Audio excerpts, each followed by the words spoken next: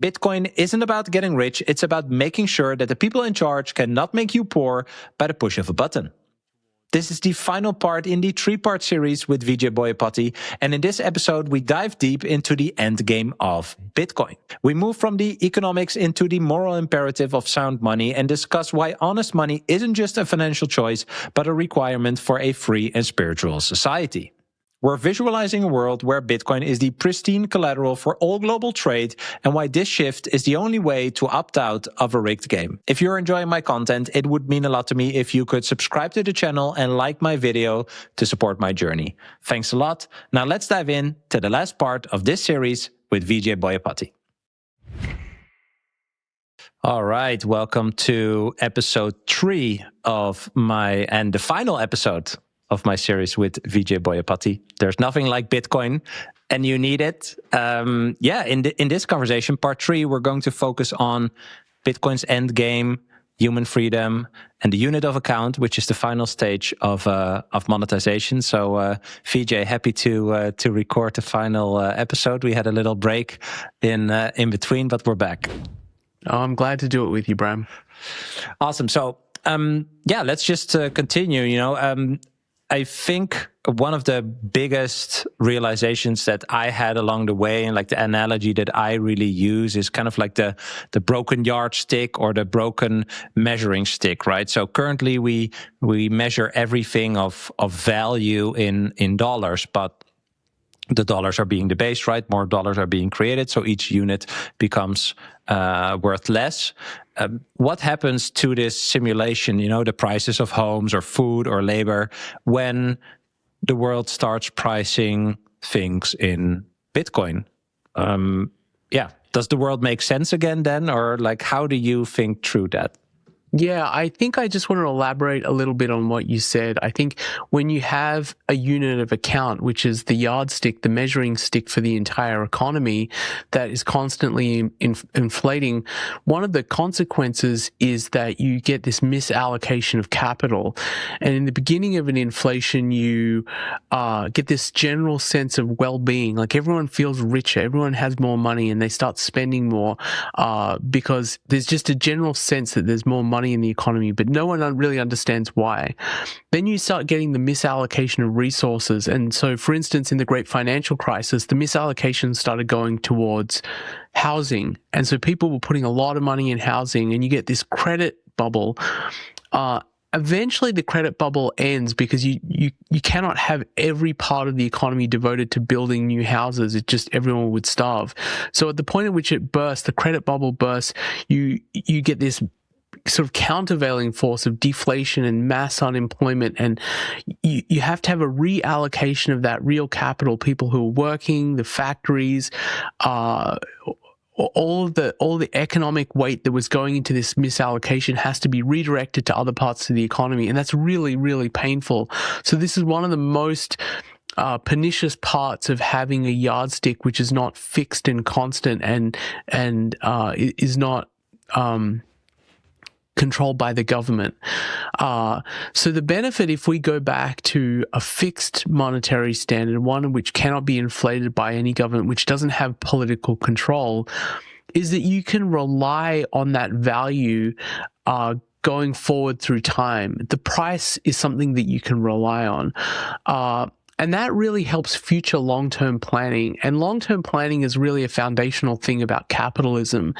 It's really hard to project things like costs into the future when you have an underlying inflation.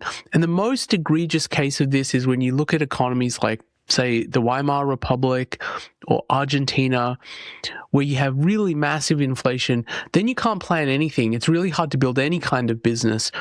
And I remember when I spoke to a friend from Argentina, and he told me when he was a kid, they had a person who used to go to the grocery store and change prices. They would walk around the store and they would make the prices go up because of the inflation. And when they got to the end of the store, they would go straight back to the beginning and do the whole thing again because the inflation was so rapid, they needed to update prices constantly. So if you're a business operating in that environment, it's very, very difficult to know how to plan for, like, what are the costs? What are the inputs to your business going to be? You can't tell because they're changing so quickly.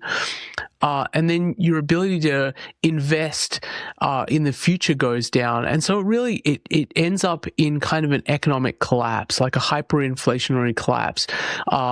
And the final state of this is you can see pictures of places which have gone through this, like the Weimar Republic, where all businesses basically stopped and people are running around with wheelbarrows full of cash, trying to buy any kind of hard good. They're trying to buy a loaf of bread or a carton of eggs, or a bar of gold, something they can get their money into, because money itself is being completely destroyed. And that's when the ability to measure anything has gone. And that is the final end state, which is a complete collapse of the economy. The other side of it is when you have money you can rely on, you can project very far into the future. And we actually had this under the classical gold standard in the 19th century. And one of the things that's really cool is you look at the price levels for goods in the 19th century, and they were flat. They were flat over that entire period. So that gives you the ability as someone creating a business or an enterprise to project very far into the future. It also means as a saver, you can rely on your savings. One of the problems in an inflationary economy is people who save cannot rely on their savings holding their purchasing power over time. And so the result of that is people are forced into gambling. They're forced into taking their savings and trying to invest it in a way that at least keeps up with inflation. Because if they don't do that, then their savings, the fruits of their labor, are able to purchase less over time. They're able to buy less bread. They're able to buy less meat. Their lifestyle starts degrading over time. And so they start thinking, hey, I can't buy as much. I need to do something with my money. I need to go invest in GameStop, all these meme stocks, because I need to chase something that's going to give me enough return. And the thing that really harms the economy there is that it starts undermining the division of labor. In a healthy economy where people aren't worried about their money losing value over time, people focus on their profession, whether it's being a good dentist or being a good teacher or being a good podcaster. You focus on that thing, and everything else you push to the side. And you become very good at it, and then you are providing a service to the economy and to the people in the economy, which is getting better over time. When you have an inflationary money, people who are like dentists or doctors or teachers, they're gambling as well. They're like, the money I'm earning is not holding its purchasing power, so I need to do something with it. And on the side at nighttime or whenever, they're like trading stocks, or they're trying to figure out a way to keep their money from losing purchasing power. If the money keeps losing value every day, your motivation and your incentive to keep on delivering value every day, or trying to figure out what your way of delivering value is in the world, that is kind of degrading. And then incentives that might have been positive at one point kind of become perverse. And having a hard money standard could actually bring us back to times that have existed before on a hard money standard. Yeah, absolutely. And I want to add one thing to what you said, which is under a hard money standard, whether it's a Bitcoin standard or the classical gold standard, like you say, you can trust that your money will maintain its value, its purchasing power over time, or increase slowly over time. And so you don't have to worry about your money. And one thing that would be very different is that there would be a very different mindset to investing in the stock market. People invest in equities because mostly they're trying to make sure that their money doesn't lose value over time. It's like a way of kind of getting some inflation-adjusted protection of their money. But it is actually a very strange thing to have random people who know nothing about the stock market and produce no alpha, no extra kind of insight into what is a good investment and will produce economic growth, just throwing money at the stock market. That is not something that would be normal under a hard money standard. You would not have people who are dentists or doctors throwing money in the stock market. That's not what would happen. Like, you would not be investing in individual stocks because you're not providing any alpha. You don't know anything. You're not an expert on the cash flow of these companies. What you would do is you would focus on the thing that gives you a comparative advantage in the economy. What is your particular skill? And it is better for everyone in an economy if everyone is focusing on their particular talent or comparative advantage that they can provide to everyone else, as opposed to gambling on their savings because they're worried that the savings that they've built up will lose value over time. Mm-hmm. So it's just a much healthier economy overall. If your Bitcoin doubled tomorrow, would you feel good about how it's secured right now? Most people haven't really pressure tested that, and I get it. Some people are comfortable taking full control of their own keys, but others want security without having to manage it all themselves. That's why I partnered with OnRamp, multi-institution custody where your keys are held across independent institutions in multiple jurisdictions.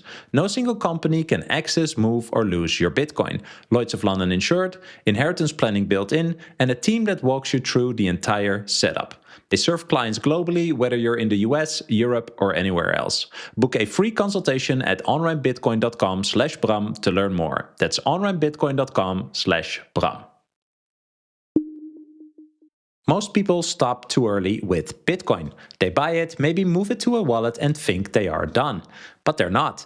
The real questions are how you're securing it, how private your setup is, and whether you're verifying your own transactions or trusting someone else. And what happens to your Bitcoin when something happens to you? This is the layer that most people ignore, and it's the most important one. That's why I've been working with the Bitcoin Way. They help you set up self-custody properly, including privacy, cybersecurity, inheritance, and even running your own node. And they do it without ever touching your Bitcoin.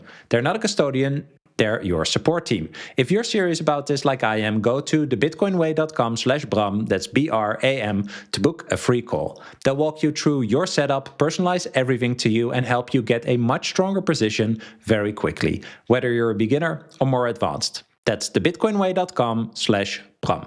Yeah, I think this is super interesting because a lot of people would probably label this as very utopian or whatever. But you just gave me an insight. Like it is actually so crazy that you are kind of incentivized to invest money in, yeah, like you said, a company that you can never truly understand to its depth. Right. And you're not there and whatever. Like a lot of people, for example, are invested in Tesla or SpaceX. I mean, I like Elon Musk. But if Elon dies tomorrow, right, if he doesn't wake up tomorrow, you're going to be fucked. Right. And so the whole idea that you would rather now invest the money in someone else's company, again, that you cannot fully control. And by the way, also stocks are never your property, etc.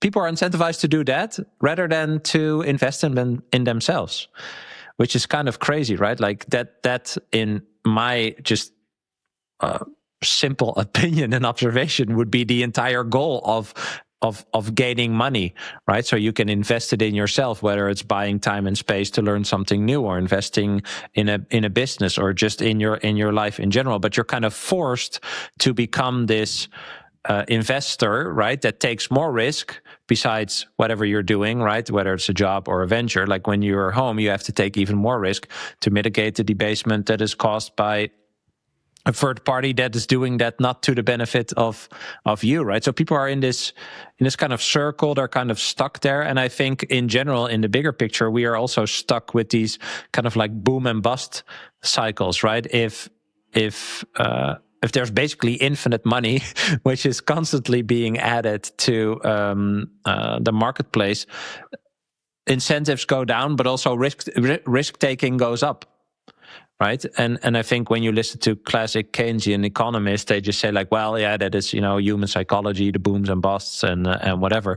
But I think what they conveniently leave out is the fact that it is artificial behavior, right? It is artificial behavior created by the fact that they are creating more money. So what happens when we have an uninflatable money? What do you think happens? Do you think people just become more diligent, right? You have a set amount of, let's say, Bitcoin, and before you spend it or invest it in either yourself or in someone else, you're just going to be very, very diligent because you know the worth of this scarce asset. Like, how do you think through that? Yeah, I think one thing that would definitely change is that there would be a lot less debt-based investing, where people and businesses they seek capital through debt structures. Because when you're on a hard money standard, it's generally more difficult to pay down debt because it's a deflationary system rather than an inflationary system. When you are in an inflationary system, it almost benefits you to take on debt because the money itself is being debased. So the total outstanding debt that you have is easier to service over time. So this system that they've created incentivizes people buying homes with debt, for instance, which is actually a relatively new phenomena that's taken hold in the Western world, where you'll take $1 million loan and you'll buy a house and you can service that debt because you live in an inflationary world where that $1 million becomes easier to pay down over time. I think when you have a hard money standard like the gold standard, which I think the Bitcoin standard really is modeled on, you wouldn't see that. You wouldn't see people taking loans to buy a house. It makes absolutely no sense to take on debt to buy a non-productive asset. I think the primary mode of investing that would happen in a Bitcoin world is equity-based investing. Instead of like taking on debt to build a business or to buy something, you would sell equity in your business. So you say start a podcast, and instead of saying, I'm going to get a loan from someone that I have to pay back over time, which becomes more difficult over time in a deflationary economy, you would say, I am starting this business and I'm going to sell 10% of the business. So you get investment where your investors would be co-owners of the company. And the mindset is very different in an equity-based economy versus a debt-based economy. You have partners, your investors, your partners, they're people who sit alongside you and want your business to grow. So the mindset of the investors, of the people who are investing in your venture, is much more, in my opinion, much more collaborative than in a debt-based scenario where a debt investor doesn't care about you. Go off, do your business and pay me the interest payments. And if things go really bad, I'm just going to possess everything you have and pay myself back.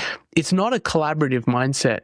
So I think that's actually one pretty big distinction between a hard money world, a hard money economy, and a fiat-based economy is the kinds of investments you'd see in businesses would be very different in the capital structure, not debt-based, but equity-based.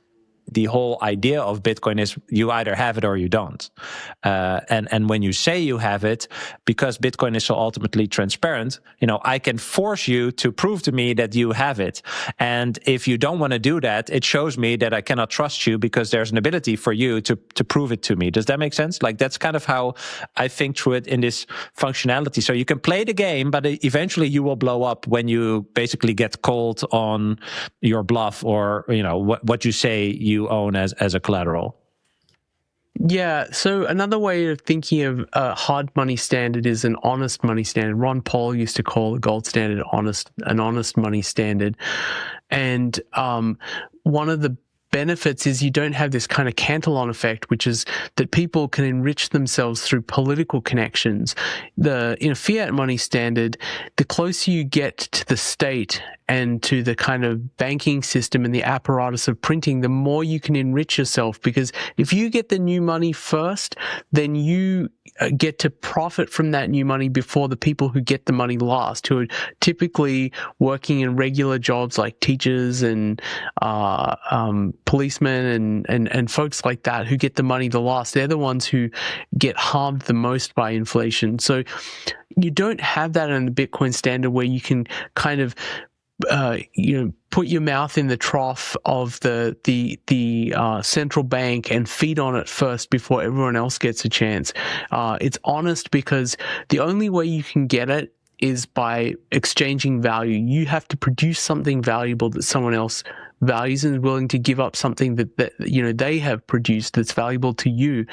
Bitcoin is in I think a way the freest market that exists on earth.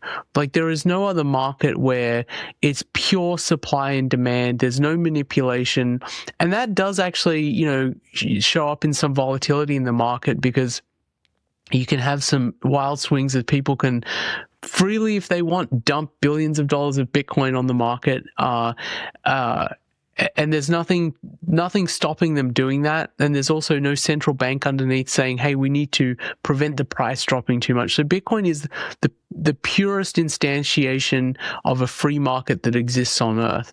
And in a free market, the only way you can get value is by producing value. You can't get it through political connections or backroom dealing. You have to do something that's valuable to someone else. Then you get the Bitcoin, and you can verify that you got actual real Bitcoin. It is what that person says it is, because you can verify it on the blockchain. And that makes Bitcoin unique even to gold. Like, if you do an exchange of value with someone who's holding a gold coin, there's always some uncertainty. Did I actually get what they said they gave me, or is it counterfeit? And so Bitcoin is an honest money standard in all those different aspects. So what do you think a standard like that brings to society? Would it make it more healthy in any way possible, right? I mean, a lot of people are very nihilistic today. They are consumers instead of builders, right? How do you think that changes? Yeah, I definitely think there is a moral impact, because money is the foundation for all trade and savings in a society. So it really does impact everything. And one thing I've seen in my experience is that when people sort of put themselves on a Bitcoin standard and say, I want to keep my savings in Bitcoin, it really changes their mindset over time, and it changes their moral framing of the world. And they start by realizing they want to save. They enjoy saving because they see their savings grow in value over time rather than their savings diminish in value over time. And then their mindset becomes like, well, maybe I can work more, maybe I can get an extra job, or maybe I'm consuming too much and I can reduce my consumption so I have more savings to put into this new form of money, which I see is growing in value over time. So it tends to make people more future-oriented, is my experience. I've seen a lot of people who became better savers because they got into Bitcoin and they saw that there's a form of money which can hold its value and grow in value over time. So it has that moral influence as well. I think it tends to make people lower time preference. They think more about the future, and because they think more about the future, it makes them more morally oriented. And I think that people start thinking about, well, I couldn't, didn't have enough money or value to have a kid. Maybe I can have a kid because the money that I have is growing in value over time. And that's a kind of future-oriented decision that you could make, is like, I want a family. I want to have kids because I can afford to do that in the future. And it's one of I think the greatest detriments of the fiat system is that you've seen just a steady degradation in the last 50 years of people choosing to have children or wanting to have children. It was very common 50 years ago that the majority of people in their early 20s wanted to have a family, and now it's it's becoming increasingly rare. There are a lot of people who think, I don't want to have kids, and a big part of that is just it's too expensive. The value that they are able to create and to save into the future has diminished so much because of this fiat money standard we're on, that people don't want to even think about kids. And I think it also tends to make people more, what's the right way of saying it? kind of like selfish, more focused on themselves as opposed to focused on the people around them, and the idea of wanting to, create a family and have some other outlet to your life's ambition. Like because hedonistic, I think you mean. Sorry, say again? Hedonistic. Hedonistic. That's exactly what I'm thinking of. They're hedonistic. They're thinking only about their own pleasure as to being part of something that's more important. And I think that's definitely connected to being on a fiat money standard, and that pushing people to a life of gambling and hedonism.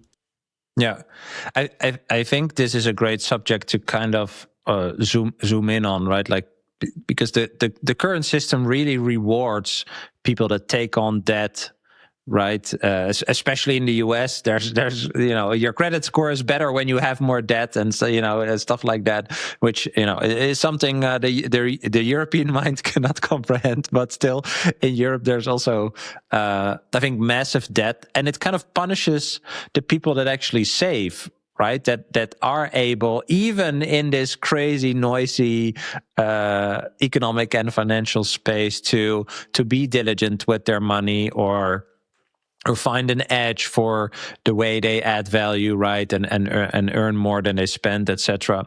But like you said, a lot of people are focused on the now, but not in the positive way. I would say, like.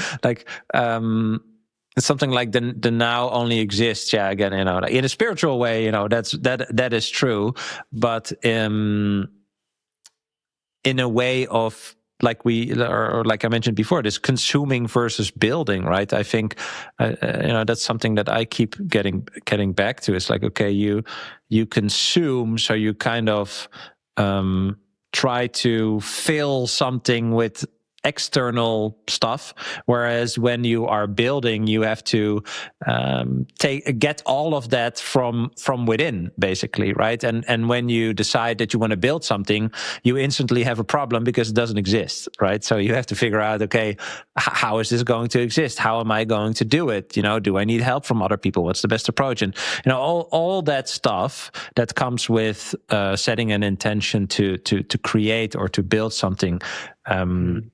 I think that's a really, I haven't heard that before, Bram. I think that's a perfect summary of a key distinction between the fiat system and a hard money system, is a consuming mindset versus a building mindset. And that building mindset can cover a lot of different things, and one of them is like building a family. Anything, right? Like I always building anything, whether it's a business or a family. It's the mindset of thinking into the future and wanting to build or create something that wasn't there before.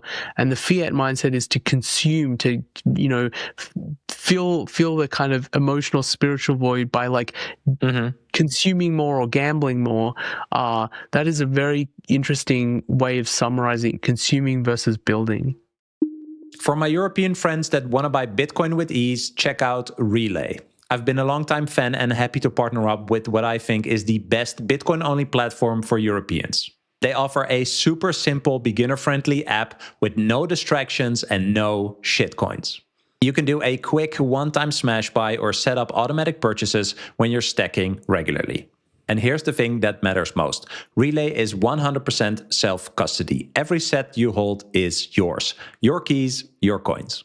If you want to get started, download the app via my link below or in the description and use code BRAM, that's BRAM, at checkout to get 10% off your fees. A huge shout out to Relay for sponsoring the show. Now let's continue. So one of the other things that I'm really seeing, and obviously this is called Bitcoin for millennials, right? Like for millennials and Gen Z, they've had a certain life path that was sold to them. I'm doing air quotes, sold to them, told to them, right, by their parents and grandparents, etc. And they're kind of realizing that it doesn't really exist anymore. And I think for Gen Z, and even a way different way than for millennials, but I think millennials are also realizing that it doesn't exist for their kids, right? A lot of millennials obviously also have young kids. So these generations are kind of waking up to the fact that what they thought was the freedom they had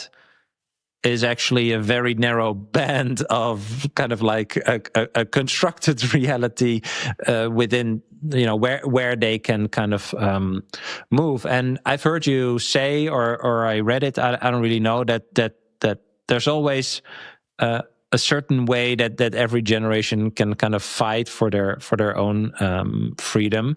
So would you agree if we describe Bitcoin as the ultimate peaceful revolution, like as a tool for millennials and Gen Z to kind of escape this game that they found to be rigged, basically?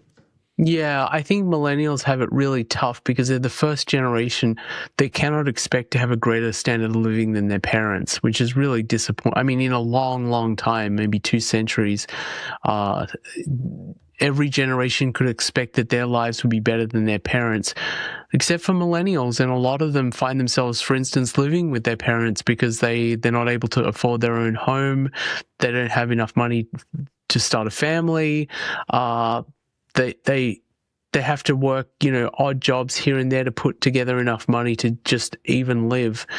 And I tweeted about this. I said, Bitcoin really is the way in which millennials can catch up. I mean, there's such a disproportionate amount of savings held by boomers and Gen X versus millennials. Millennials are so far behind that the one thing that would help millennials catch up is the monetization of Bitcoin, because they have an advantage in understanding Bitcoin a lot better than, boomers who happen to have all the savings. So if we have a monetization event, it will disproportionately affect and improve the condition of millennials versus boomers, because they were the ones who were adopting Bitcoin way before most boomers. So there is a great benefit if millennials see this. And I think this will be very natural. When you grow up in a world where most of your life, or a big part of your life, Bitcoin has been around, you're going to trust it a lot more and be willing to adopt it more than people who've only seen it at the end stage of their life. I think it's especially true of Gen Z. I think a lot of Gen Z kids really get Bitcoin. Like they're not the kind of people who are thinking, I want some gold in my portfolio. They understand Bitcoin. They want to have some of their savings in Bitcoin. They're the ones who are really going to benefit as Bitcoin becomes money. They're going to start with a lot of their savings in Bitcoin, and so that multiplier effect as Bitcoin becomes money is going to benefit them more disproportionately versus, say, boomers. I think a lot of people nowadays, because of the money and all that the broken money brings you, and they have a nihilistic doom zero-sum game type thinking that I think is holding them back in terms of actually seeing the problem first and hopefully Bitcoin as second. People will reply to how we're talking now in a way that they say, how do you know it's going to be like this? But the only thing I'm thinking when people talk like this is, what else? What else are you doing once you realize that the money is broken and it causes all these problems and things that we're talking about? So yeah, what else, Vijay? What would be your reaction to that? It's a good question. One thing that I think is really dangerous and scary is that what else for a lot of people is socialism. They sort of fall into this socialist mindset and trap, like you say, zero sum. And that is, unfortunately, seems to be spreading across the Western world. And I think, unfortunately, is also accelerating because of AI, where you have a lot of jobs being disrupted that are going to be taken away, low-level, entry-level jobs, or for kids coming out of college or university looking for their first job. They're not able to find jobs anymore because those jobs are being automated by AI. And I think a lot of people sort of feel and see the problem of the fiat money system, but they confuse and blame that failure on capitalism. They don't realize that we have a very flawed capitalistic system where the foundation of the system is built on, it's a swamp. It's built on mud because the money itself is broken.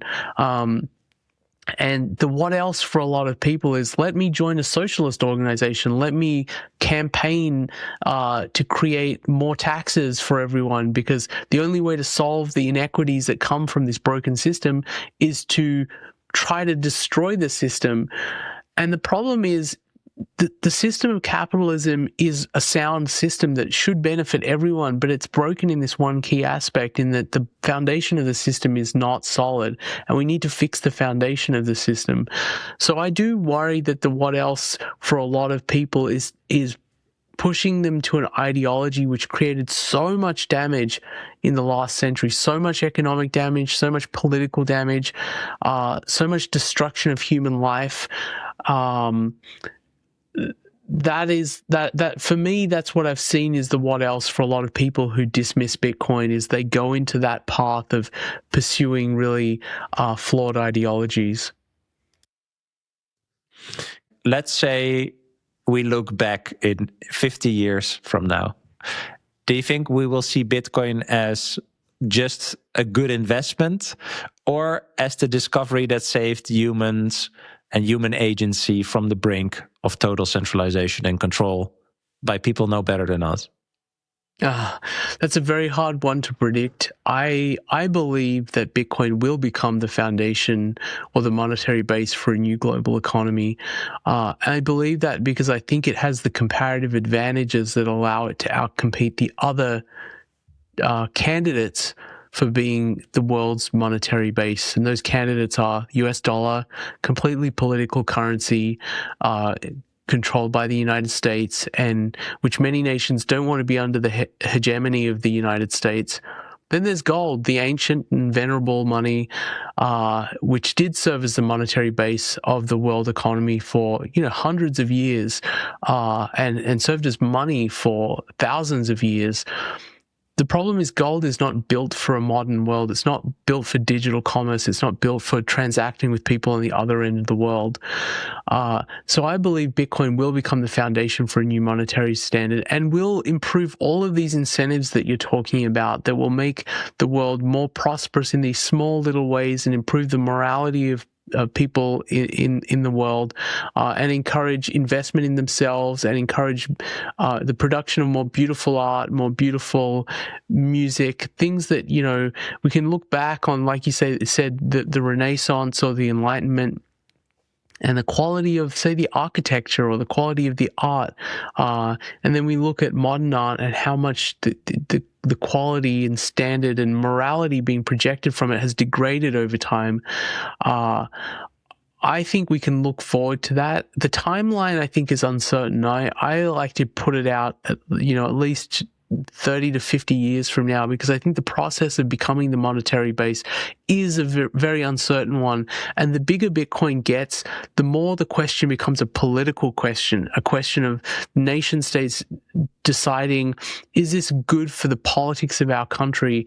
And I think one of the things that's going to be really hard for the United States to do is to abandon the fact that it has the global reserve currency and switch to something like the Bitcoin standard or the Bitcoin standard, because the US does have that global hegemony of having the reserve currency, and that gives the United States a lot of power. So it's hard to let go of that power.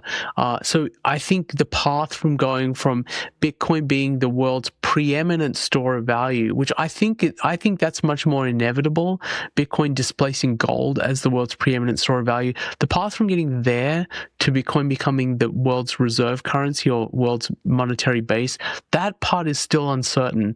What do the politics look like? What are nation states going to do? What are nation states going to do in a world of AI where most things are automated? There are so many big questions that need to be answered in the next, decade or 2 decades, that path is not completely clear. The thing that is clear to me is Bitcoin has those fundamental properties that make it the best form of money that humans have ever seen. And because of that, there is this underlying strong incentive for it to be adopted. And I think that adoption is going to continue to grow at the grassroots level. And eventually nation states and the leaders of nation states will look at that and say, look, everyone in our country has Bitcoin. Maybe we should be using it as the reserves for our nation as well. I think that's a great way to wrap up. So I'll share that this concludes our 3-part series we called There's Nothing Like Bitcoin.